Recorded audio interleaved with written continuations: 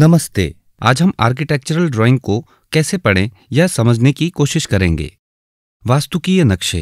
Building construction के लिए विभिन्न प्रकार के नक्शों का प्रयोग किया जाता है, जैसे कि आर्किटेक्चरल ड्राइंग, स्ट्रक्चरल ड्राइंग, विद्युत ड्राइंग, प्लम्बिंग ड्राइंग आदि। आर्किटेक्चरल ड्राइंग निर्माण के लिए उपयोग किए जाने वाले अन्य सभी ड्राइंग का आधार होता है। इसमें प्रोजेक्ट के सभी विवरण जैसे site plan, floor plan, elevation, section और अन्य विवरण दिए गए होते हैं। आर्किटेक्चरल ड्राइंग के माध्यम से कमरों का आकार, भवन की ऊंचाई, क्षेत्रफल, खुला स्थान, अग्नि सुरक्षा, भूकंप प्रतिरोधी प्रावधान व भवन उपनियम सुनिश्चित किए जाते हैं। वास्तुकीय नक्शे को समझने के लिए कुछ बुनियादी शब्दावली को समझना होगा, जैसे साइट सर्वे प्लान। साइट सर्वे प्लान किसी भी परियोजना को आरंभ करने के लिए पहला मानचित्र है। यह जीपीएस रेफरेंस कोऑर्डिनेट्स तथा अन्य भूमि सर्वेक्षण उपकरण जैसे total station machine, theodolite machine आदि की सहायता से किसी भूभाग के टोपोग्राफी को मापने के लिए किया जाता है। इसमें संपत्ति की सीमा, सड़कें, इमारतें, पेड़, कॉन्टूर्स, कुएं, मौजूदा संरचना, इलेक्ट्रिकल और सीवर लाइन आदि की जानकारी दी गई होती है। Site plan. साइट प्लान परियोजना का एक संक्षिप्त विवरण है जो भूखंड की प्रस्तावित योजना को दर्शाता है। इसमें संपत्ति की सीमा, आसपास की सड़कें, भवन की स्थिति, स्थल का माप, साइट का आकार, स्केल और नॉर्थ दिशा दर्शाई गई होती है।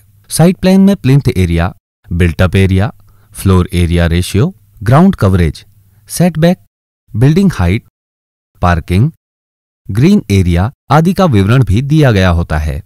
Floor plan.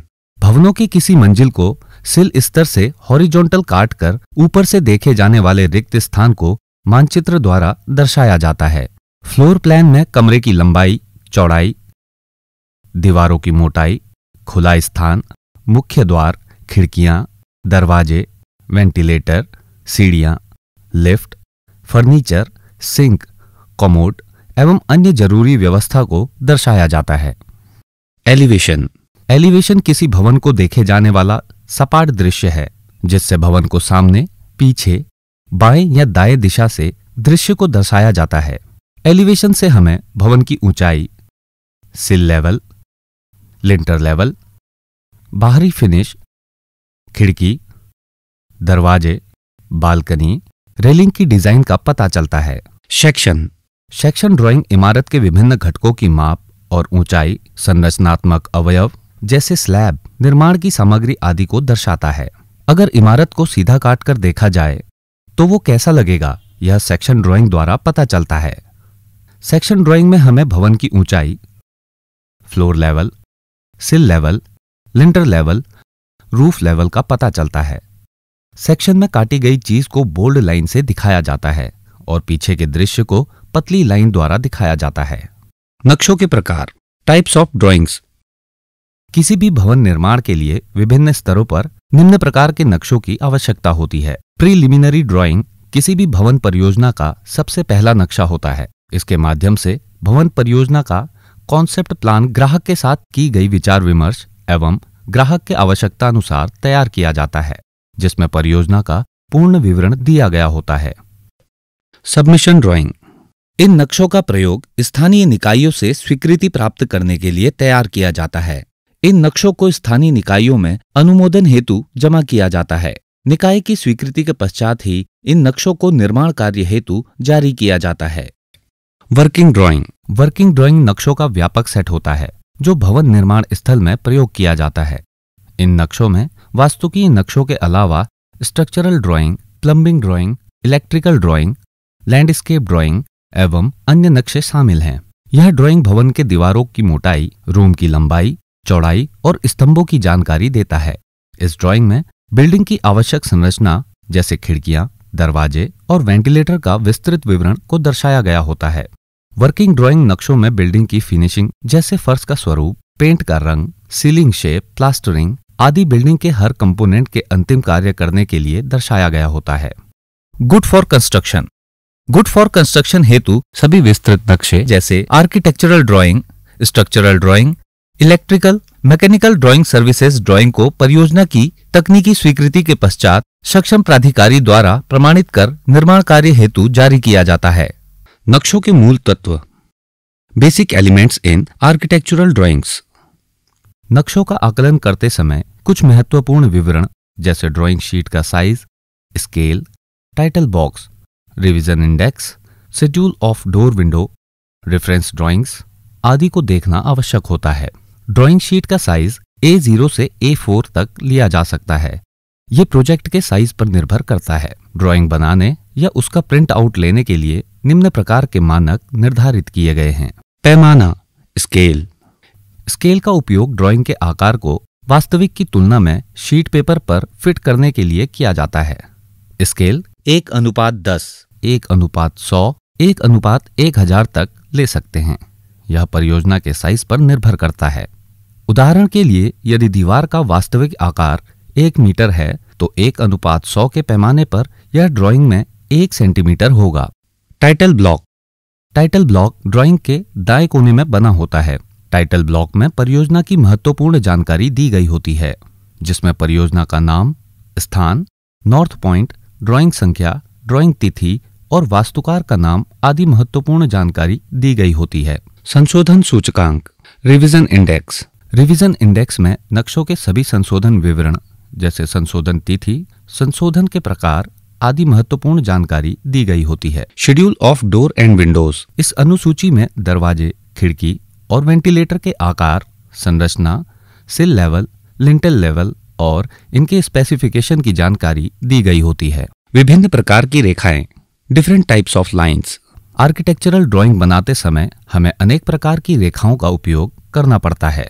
इन सभी रेखाओं का अपना एक विशेष महत्व है, जिसे निम्न प्रकार से समझा जा सकता है। Continuous line. कंटिन्यूअस लाइन किसी भी ऑब्जेक्ट को लाइन के माध्यम से ड्राइंग पेपर पर बनाया जाता है। कंटिन्यूअल लाइन का प्रयोग किसी वस्तु को बनाने के लिए एक सतत मोटी या पतली रेखा द्वारा दर्शाया जाता है, जैसे भवन के प्लान, एलिवेशन व अन्य नक्शे कंटिन्यूअल लाइन में बनाए जाते हैं। Break line. इस लाइन का प्रयोग किसी ऑब्जेक्ट की लेंथ को छोटे में दिखाने के लिए किया जाता है। इस लाइन को जिगजैग लाइन भी कहते हैं। ब्रेक लाइन को कंटिन्यूअस लाइन के बीच में जिगजैग द्वारा दर्शाया जाता है। हिडन और डॉटेड लाइन।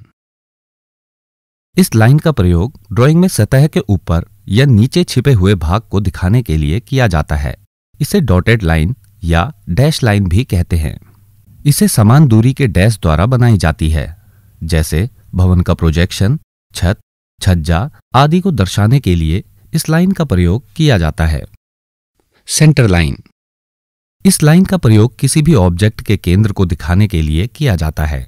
इस लाइन को बनाते समय एक बड़ा डैश और एक छोटा डैश एक दूसरे के बाद लगाया जाता है और बीच में एक समान दूरी छोड़ी जाती है।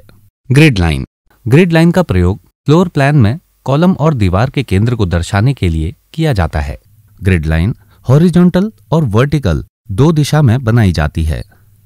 हॉरिजॉन्टल ग्रिड लाइन प्लान के किनारे नीचे से ऊपर जैसे A, B, C, C आदि और वर्टिकल ग्रिड लाइन बाएं से दाएं दिशा में जैसे 1, 1, 2, 2, 3, 3 आदि में पड़ी जाती है।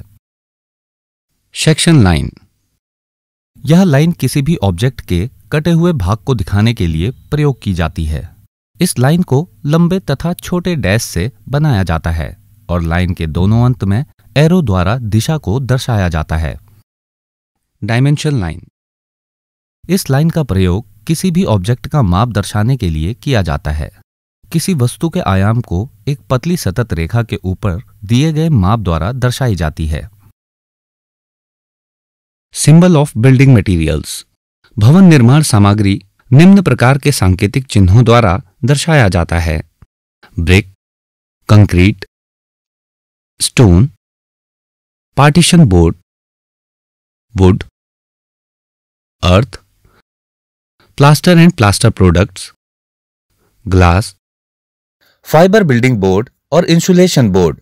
इस वीडियो के माध्यम से वास्तुकीय नक्शों को पढ़ने के लिए आधारभूत पहलुओं को समझाया गया है। अधिक जानकारी के लिए भारतीय मानक ब्यूरो द्वारा प्रकाशित IS 962.1989 code of practice for architectural and building drawings का संदर्भ लिया जा सकता है। अस्वीकरण: यह वीडियो केवल शैक्षणिक उद्देश्य के लिए है और इसका किसी अन्य उद्देश्य या दावे के लिए उपयोग नहीं किया जा सकता है। धन्यवाद।